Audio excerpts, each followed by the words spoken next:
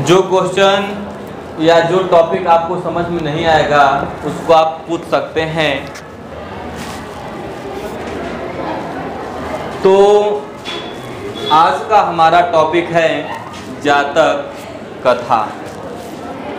जातक कथा का अर्थ क्या होता है? जन्म की कहानी।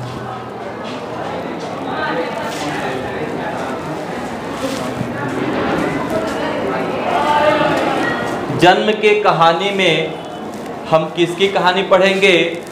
उल्लूक जातकम, उल्लू की कहानी।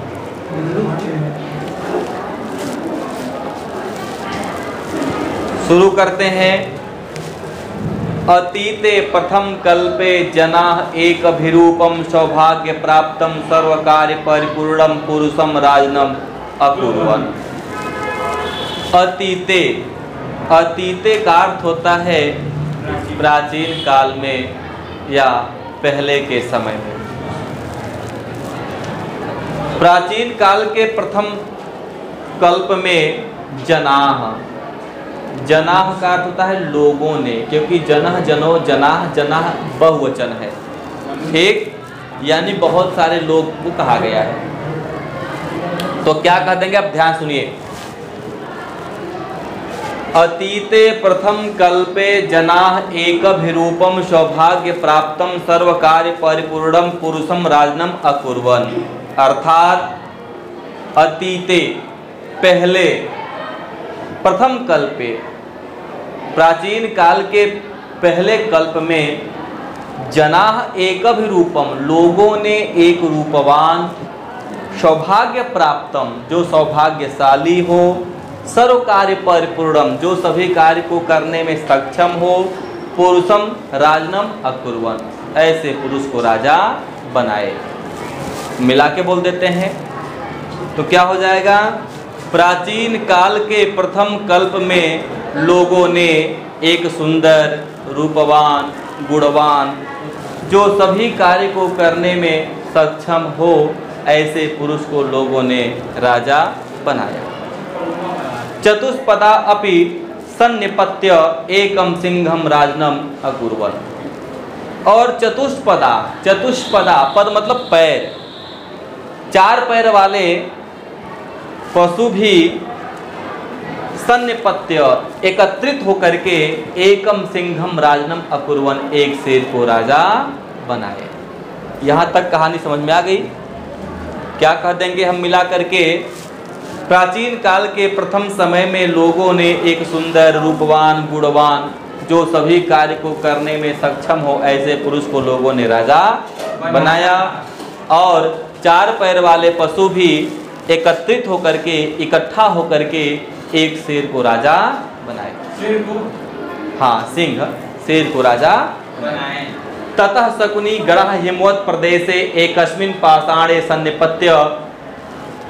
ततः इसके बाद शकुनी गणाः, शकुनी का अर्थ क्या होता है? पक्षी, और गण मतलब समूह। इसके बाद पक्षियों का जो समूह है हिमवत प्रदेश से, हिमालय प्रदेश के एकस्मिन पाषाणे किसी एक पाषाण मतलब चट्टान। ततः शकुनी गण, इसके बाद जो पक्षी गण हैं, जो पक्षियों का समूह है वो हिमालय प्रदेश के किसी एक चट्टान पे सन्निपतत एकत्रित हो जाते हैं और एकत्रित होकर के आपस में बातें करते हैं। क्या बातें करते हैं? कि मनुष्येषु राज्ञः प्रज्ञायते। हे पक्षीगण, मनुष्येषु राज्ञः प्रज्ञायते, मनुष्यों में जो राजा होता है वो प्रज्ञायते प्रजा का पालक होता है, प्रजा का रक्षा करता है, प्रजा का भरण पोषण करता है। और चतुष्पदेषु, और चार पैर वाले पशु में शेर भी अपनी प्रजा की रक्षा करता। इस प्रकार से कौन बातें कर रहा है? पक्षीगण। पक्षीगण समूह बना के। हाँ, यहाँ तक फिर मिला के बोल देते हैं। प्राचीन काल के प्रथम कल्प में लोगों ने सुंदर, रूपवान, गुणवान जो सभी कार्य को करने में सक्षम हो ऐसे पुरुष को राजा बनाए। और चार पैर वाले पशु भी एकत्रित होकर के एक सिंह को, एक शेर को राजा बनाए। इसके बाद पक्षीगण हिमालय प्रदेश के किसी एक चट्टान पे एकत्रित होकर के बैठ करके आपस में बातें करते हैं कि हे पक्षीगण, मनुष्यों में जो राजा है वो प्रज्ञायते प्रजा का पालक होता है, रक्षा करता है। उसी प्रकार चार पैर वाले पशुओं में शेर भी अपनी प्रजा की सुरक्षा करता है। किंतु अस्माकम पुनरंतरे राजा नास्ति, किंतु अस्माकम हमारे में पुनरंतरे, ना ही पहले ही कोई राजा था ना ही आज ही कोई राजा है।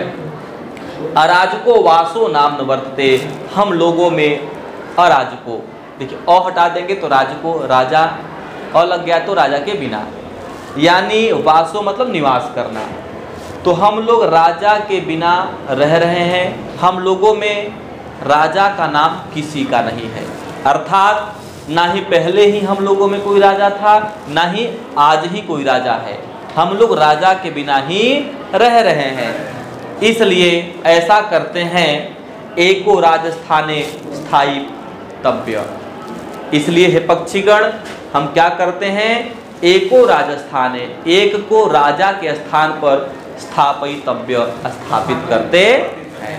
ऐसा कौन कहता है, पक्षीगण। इति उक्तवंत, ऐसा पक्षियों ने आपस में कहा।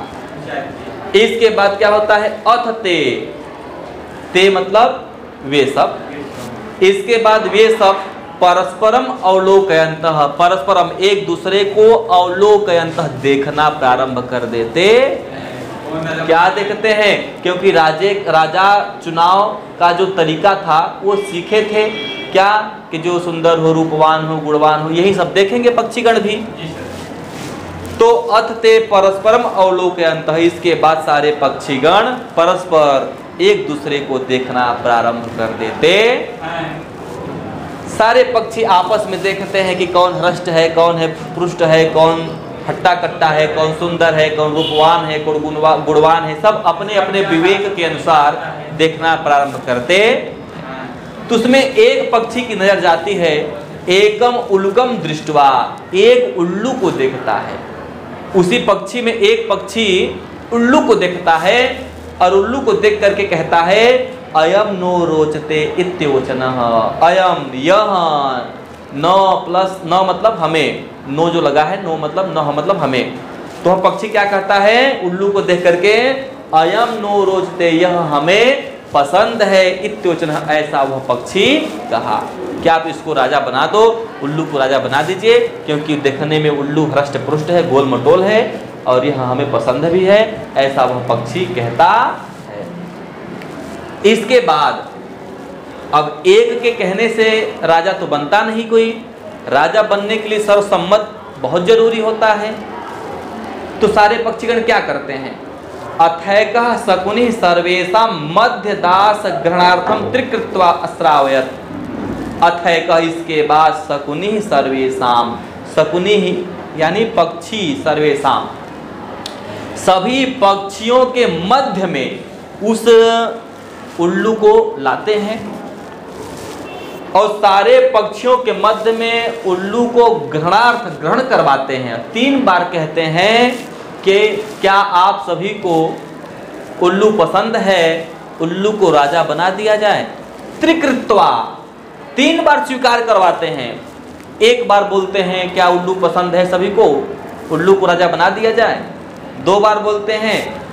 तीसरा बार जब बोलने का समय आता है तभी क्या होता है, ततः एकः काकः उत्थाय तिष्ठतावत् अस एतस्मिन् राज्याभिषेक काले एव रूपम मुखम क्रुद्धस्य च कीदृशं भविष्यति। ततः, तब क्या करता है, एकः काकः उत्थाय, तुरंत एक कौवा उत्थाय उठता है, तिष्ठत बैठता है, तावत तुरंत कहता है। 3 बार जब तीसरी बार आता है स्वीकार करवाते वक्त, तभी एक कौवा उठता है, बैठता है और तुरंत कहता है, ठहरो, अस्य एसन एतस्मिन्, यह इस समय राज्याभिषेक काले, जब हम सभी लोग इस उल्लू का राजा अभिषेक करने की तैयारी के विषय में सोच रहे हैं, इस समय हम सभी लोग राज्याभिषेक राज्याभिषेक की तैयारी के विषय में सोच रहे हैं, उल्लू को राजा बनाने की सोच रहे हैं, यानी उल्लू के लिए यह समय कैसा है? खुशियों का अवसर है। ऐसे समय एवं रूपम मुखम, इसके रूप को देखिए आप लोग, इसके मुखों को देखिए आप, क्रुद्ध से कितना क्रोधित दिखाई दे रहा है। उल्लू सचमुच में बहुत डरावना होता है, बड़ी बड़ी आंखें, बिलारी जैसी आंखें होती है, ऐसा देखता है मानो से घूर के देखता हो। रात का निशाचर भी उल्लू को कहते हैं, इसलिए उसका मुख ही डरावना दिखाई देता है। इसलिए वह कौवा उठ के कहता है कि ठहरो, इस समय, इस राज्याभिषेक के समय आप इसके रूप को देखिए, इसके मुखों को देखिए कि कितना क्रोधित दिखाई दे रहा है। कथम क्रुद्धो भविष्यति, अगर किन्हीं कारण से अगर भविष्य में क्रोधित होगा तो और किस प्रकार दिखाई देगा। जो अभी डरावना दिखाई दे रहा है, जो अभी क्रोधित दिखाई दे रहा है, प्रसन्न समय में क्रोधित दिखाई दे रहा है, और सचमुच में जब ये क्रोधित होगा तो कैसा दिखाई देगा। अनेन ही क्रुद्धेन अवलोकिता, भाई राजा तो है जो प्रजा पे कभी कभी क्रोधित भी होती है, तो अनेन ही क्रुद्धेन अवलोकिता, अकारण ही जब क्रोधेन अवलोकिता, जब क्रोधित होकर के हम सबको देखेगा तो बताइए हम सबकी हालत क्या होगी। जब ये हंस रहा है, खुशी का समय है, तब इसका मुख क्रोधित दिखाई दे रहा है, डरावना दिखाई दे रहा है। और भविष्य में अगर ये किन्हीं कारणों से मान लेते हैं क्रोधित होगा, अकारण गुस्सा करेगा, तो इसका मुख कैसा लगेगा? ऐसा लगता है कि जब ये अनेन ही क्रोधित, अकारण ही हम सब पे क्रोधित होकर के हम सबको देखेगा, तो वयम तप्त कटाक्षे, तो हम सब उसी प्रकार इसके क्रोध के अग्नि में तल दिए जाएंगे, जैसे तप्त कटाक्षे, तप्त मतलब गरम, कटाक्ष मतलब कड़ाही, जैसे गरम कड़ाही में कुछ प्रक्षिप्ता स्टीला, हाँ ठीक, तो जब ये अकारण ही हम सबको क्रोधित होकर के देखेगा तो वयम, हम सब क्या हो जाएंगे? जैसे गर्म कड़ाही पे कुछ तला जाता है भजिया, उसी भजिया की भांति इसके क्रोध की अग्नि में हम सब लोग क्या कर दिए जाएंगे? तल दिए जाएंगे। इसलिए ईदृशो राजा मह्यम न रोचते, इसलिए मुझे यह राजा पसंद नहीं है। मह्यम न रोचते, मुझे यह राजा पसंद नहीं है। इत्युवचन, ऐसा कौन कहता है? कौवा। इसी पर एक श्लोक है, बड़ा सुंदर है, ये आता है बोर्ड के पेपर में, बड़ा ध्यान से समझें। तो इसी कहानी को श्लोक में पिरोया गया है। कौवा क्या कहता है उल्लू को लेकर के? कहता है न मे रोचते भद्रम वह उल्लूकस्याभिषेचनम, कहता है न मे रोचते भद्रम, न नहीं, मे मतलब मुझे, रोचते मतलब प्रसन्न, यह मुझे पसंद नहीं है। भद्रम क्योंकि यह कल्याणकारी नहीं है। भद्रम मतलब कल्याणकारी। कौवा क्या कहता है उल्लू को देख करके? न मे रोचते, रोचते न मतलब नहीं, निगेटिव लग गया, मे मतलब मुझे, रोचते मतलब प्रसन्न आना, यह मुझे पसंद नहीं है, क्योंकि भद्रम यह उल्लू कल्याणकारी नहीं है। आप ही सब देखिए, उल्लूकस्याभिषेचनम, हम सब लोग उल्लू के अभिषेक की तैयारी कर रहे हैं, उल्लू के अभिषेक के विषय में बात कर रहे हैं, यानी ये क्षण उल्लू के लिए प्रसन्न का क्षण है। इस प्रसन्न के क्षण में अक्रुधस्य, जब यह क्रोधित नहीं है, मुखम पश्य, तब आप सब इसके मुखों को आप देखिए। कथम क्रुद्धो भविष्यति, अगर भविष्य में ये किन्हीं कारणों से क्रोधित होगा तो कैसा दिखाई देगा। इसलिए मुझे यह राजा पसंद नहीं है। स एव मुक्त्वा, इस प्रकार मह्यम न रोचते, मह्यम न रोचते, मुझे यह पसंद नहीं है, मुझे यह पसंद नहीं है। इत बिरुवन आकाश से उत्पतत, इति मतलब ऐसा, बिरुवन मतलब ऐसा कह करके वो क्या करता है? आकाश की तरफ क्या हो जाता है? उड़ जाता है। क्या करता है? आकाश की तरफ उड़ जाता है। कोई दिक्कत नहीं है ना? अगला देखिए, तो कौवा क्या कहता है? मह्यम न रोचते मह्यम न रोचते इति बिरुवन आकाशे उत्पतत। इति मतलब ऐसा कहते हुए, बिरुवन चिल्लाते हुए, आकाशे उत्पतत आकाश की तरफ उड़ जाता। कौन उड़ जाता है? कौवा। इसके बाद क्या होता है? उल्कोपि उत्थाय। अब बताइए यहाँ पे कौवा स्वीकार करने से इनकार कर देता है कि नहीं कर देता? अब बताइए, कौवा निगेटिव डाल दिया रियलिटी, तो सारे पक्षीगण इस पर सोचेंगे तो उल्लू का राजा बनना कैंसिल हो जाता है। उल्लू गुस्सा आ गया कौवा पे कि तुम्हारे ही चलते हमारा राजा बनना कैंसिल हुआ है, तो क्रोध के मारे नहीं रहा जाता। तो उल्लू भी क्या करता है? उल्कोपि उत्थाय एवं धावत। तो उल्कोपि उल्लू भी उत्थाय उठता है, एवं धावत उस कौवे के पीछे दौड़ना प्रारंभ कर देता है।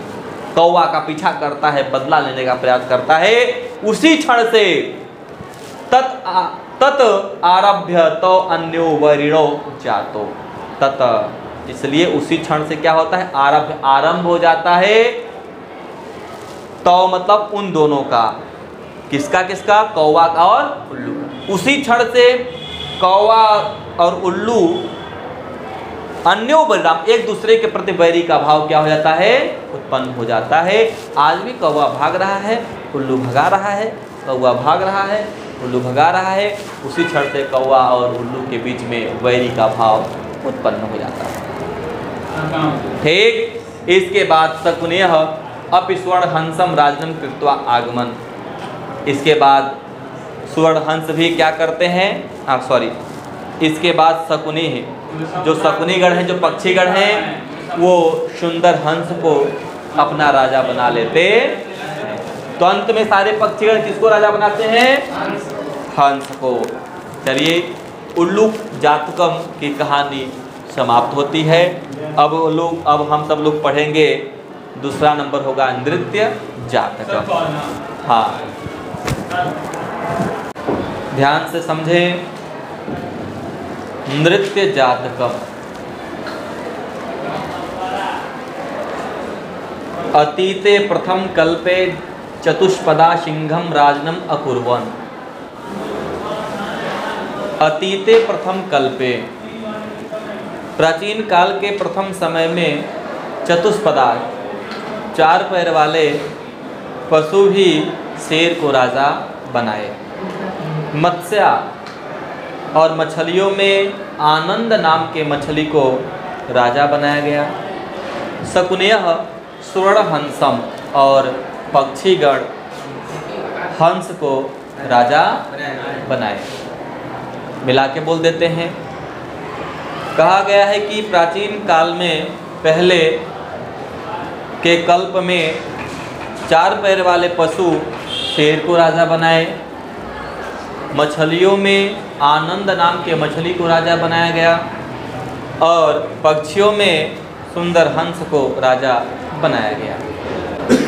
तस्य पुनः स्वर्णराज हंसस्य दुहिता हंसपोतिका अतीव रूपवती आसीत्।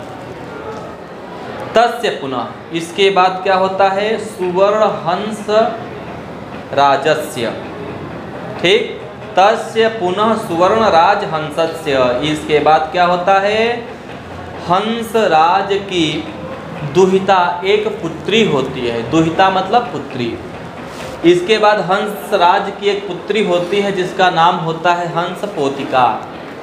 ये हंस पोतिका अतीव रूपवती आसीत्, बहुत ही सुंदर रूपवती थी। स तस्मै वरम दात यत् सा आत्मन चित्तरुचितम स्वामिनम वृणयात इति। हंसराज क्या कहते हैं? स तस्मै, वह हंसराज को कहा गया है, वह तस्मै यानी उस पुत्री को, यानी अपने पुत्री को वरम दात, वर देने के लिए। वर मतलब आशीर्वाद नहीं, वर मतलब दूल्हा जिसको हम बोल सकते हैं। ठीक, समझिएगा ध्यान से। पहली बात क्या कहा कि पहले के समय में चार पैर वालों ने, पशुओं ने शेर को राजा बनाया, सिंह को, मछलियों ने आनंद नाम के मछली को राजा बनाए और पक्षियों ने सुंदर हंस को राजा बनाया। इसके बाद जो हंसराज हैं उनकी एक पुत्री होती है जिसका नाम होता है हंस पोतिका। ये हंस पोतिका अत्यधिक रूपवती थी, सुंदर थी। तो हंसराज अपने पुत्री को वर देने के लिए, जैसे जैसे पुत्री बड़ी होती है तो हर एक पिता को चिंता होता है विवाह शादी करने का। तो कहानी के माध्यम से कहा गया है कि वह हंसराज भी अपनी पुत्री को वरम दात, वर देने के लिए क्या कहते हैं कि हे पुत्री, सा स्त्रीलिंग में वह होता है। वह अपने पुत्र से कहते हैं कि हे पुत्री, आत्मन चिंत रुचितम, जो आपको अच्छा लगे, जो आपके रुचिकर हो, उसी को स्वामिनम विरुड़यात, उसी को आप स्वामी के रूप में वरण करो। इति, ऐसा हंसराज ने अपने पुत्री से कहा। क्या कहा कि हे पुत्री, सा मतलब वह स्त्रीलिंग में होता है। वह अपने पुत्री से कहते हैं कि हे पुत्री, आत्मचित्त रुचितम, जो आपके आत्मा के अनुकूल हो, आपके चित्त के अनुकूल हो, जो आपको प्रिय हो, जो आपको अच्छा लगे, आप अपने रुचि के अनुसार अपने स्वामी का वरण करो। ऐसा हंसराज ने कहा। हंसराज तस्मै वरम दत्वा, हंसराज अपने पुत्री को वर देने के लिए हिमवती शकुनी संगे, हिमवत हिमालय प्रदेश में क्या करते हैं, शकुनी संगे, सारे शकुनियों को, शकुनियों मतलब पक्षियों को, सारे पक्षियों को सन्य पतत एकत्रित करते, जिसमें नाना प्रकाराः मयूरादयः, नाना प्रकार के मयूर होते हैं। शकुनी गण, नाना प्रकार के भिन्न भिन्न प्रकार के शकुनी गण, पक्षी गण होते हैं। समागत्य, सब एकत्रित हो जाते। इसके बाद ये सब कहाँ एकत्रित होते हैं, एकस्मिन महति पाषाण तले सन्निपतत, एक बड़े से चट्टान के नीचे सारे पक्षीगण एकत्रित होते। कहाँ पे, हिमवत प्रदेश है, हिमालय प्रदेश के एक बड़े से चट्टान के नीचे सारे पक्षीगण एकत्रित होते हैं, जिसमें नाना प्रकार के रंग बिरंगे पक्षी होते हैं, नाना प्रकार के भिन्न भिन्न प्रकार के पक्षीगण होते हैं, मयूर होते हैं, सब एकत्रित हो जाते। इसके बाद हंसराज आत्मनः चित्तरुचितम स्वामिकम आगत्य विरुड़यात इति दुहितरम आदि देश। इसके बाद हंसराज अपने पुत्री से कहते हैं कि हे पुत्री, आत्मनः चित्तरुचितम, जो मुझे अच्छा लगा, मैं सारे पक्षियों को बुला लिया हूँ, किंतु अब आपको जो रुचि लगे, किसको, जो आपको रुचि लगे, जो आपको पसंद हो, उसी को स्वामिकम, स्वामी के रूप में क्या करिए, वर्ण करिए, चुन लीजिए। इति, ऐसा दुहितर यानी पुत्री को आदिदेश, आदेश देते हैं। कौन आदेश देते हैं, हंसराज। दुहितरम प्लस आदिदेश, दुहितरम मतलब पुत्री को, आदिदेश, आदेश मतलब आदेश देते। बात समझ में आ गई। फिर क्या है, सा शकुनी संगे अवलोकयंती मणि वर्ण ग्रीवाम चित्र प्रेक्षणम मयूरम दृष्ट्वा अयम मे स्वाम्ये को बहुत इत्यभाषत। शा शकुनी संगे, तो वह हंस पोतिका कहाँ जाती है, पक्षियों के मध्य में जाती है और अवलोकयंती, सारे पक्षियों को देखना प्रारंभ करती है। उसमें देखती है कि मणि वर्ण ग्रीवाम, मणि के समान, मतलब ग्रीवा मतलब गर्दन, जिसकी लंबी लंबी गर्दन है, उसके सर पे मणि के समान निकले हुए सुंदर सुंदर पंखुड़ियाँ हैं। चित्र प्रेक्षणाम, जो चित्र के समान रंग बिरंगा दिखने वाला, मन को मोहित कर लेने वाला एक मयूर को देखती है।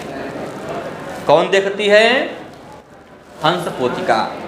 ठीक, शकुनी संगे, वह सारे पक्षियों के मध्य में जाती है और सारे पक्षियों को देखती है, और उसमें देखती है कि जिसकी लंबी लंबी लंबी लंबी गर्दन, जिसके सर पे मणि के समान निकले हुए सुंदर पंखुड़ियाँ, चित्र के समान सुंदर दिखने वाले एक मयूर पे नजर जाती है।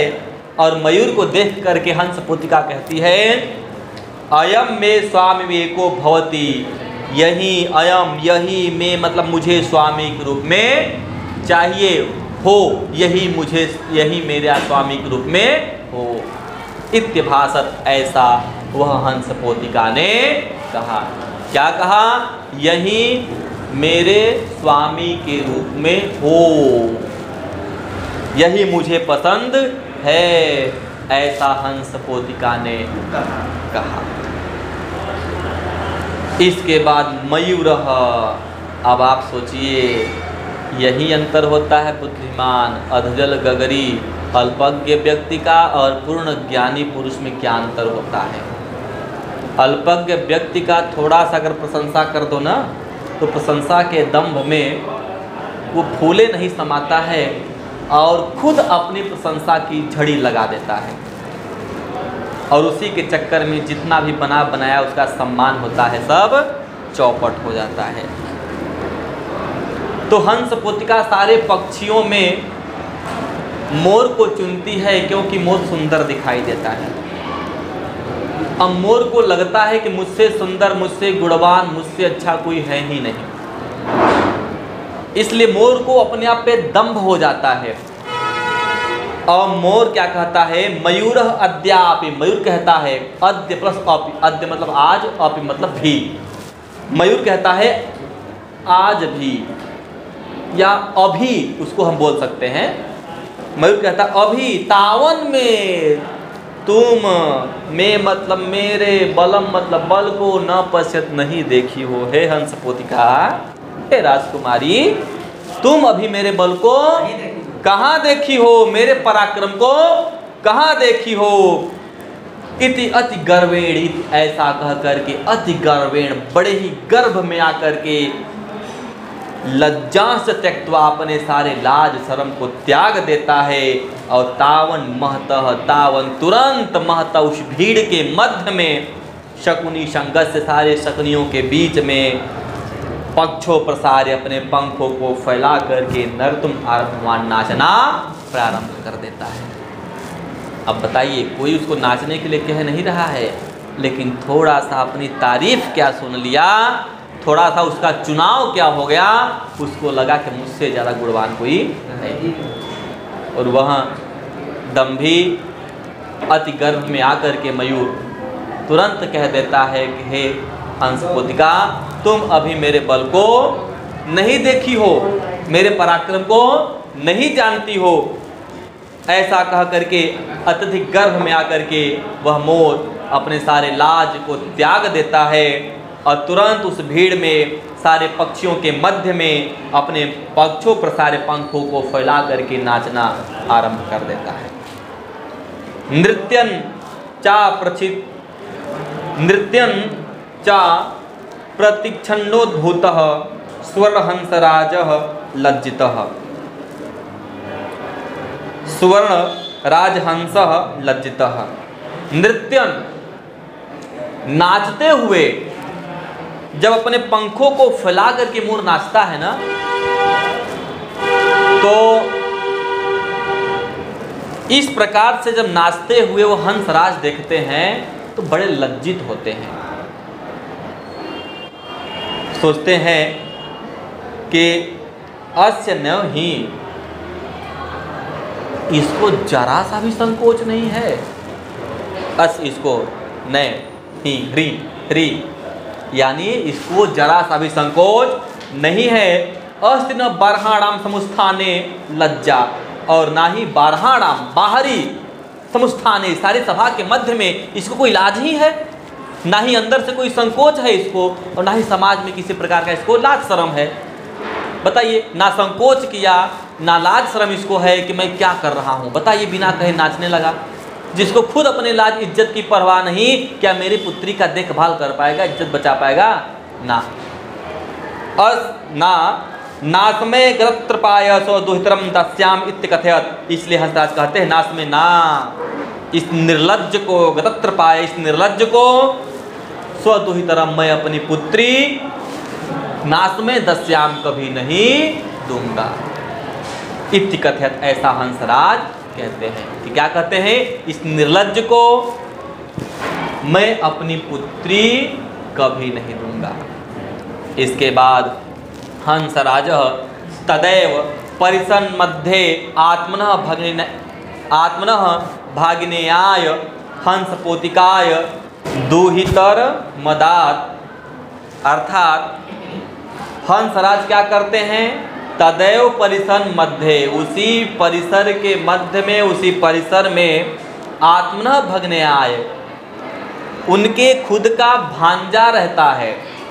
यानी हंस का भांजा हंस ही होगा ना, उसकी बहन का पुत्र भांजा हंस पोतिका से क्या करता है हंसराज? अपने पुत्री का क्या कर देता है? विवाह करवा देता है। इसलिए मयूरो हंस पोतिकाय प्राप्य, इसलिए मयूर क्या करता है? हंस पोतिकाम प्राप्य लज्जितः, और मयूर देखता है कि हंस राज को हंस पोतिका क्या हो जाती है? प्राप्त हो जाती है। मयूर क्या देखता है? कि हंस राज को हंस पोतिका प्राप्त हो जाती है, और ये महसूस करता है कि अब मुझे हंस पोतिका प्राप्त नहीं होगी मेरी एक गलती के वजह से। इसलिए वह संकोच में आता है, शर्मा जाता है और लज्जित होकर के उस स्थान से चला जाता है। इसके बाद हंसराज भी हृष्ट मानसा, अपने प्रसन्न मन से सब लोग अपने अपने घर चले जाते हैं। इस प्रकार से इसी कहानी का समाप्त होता है।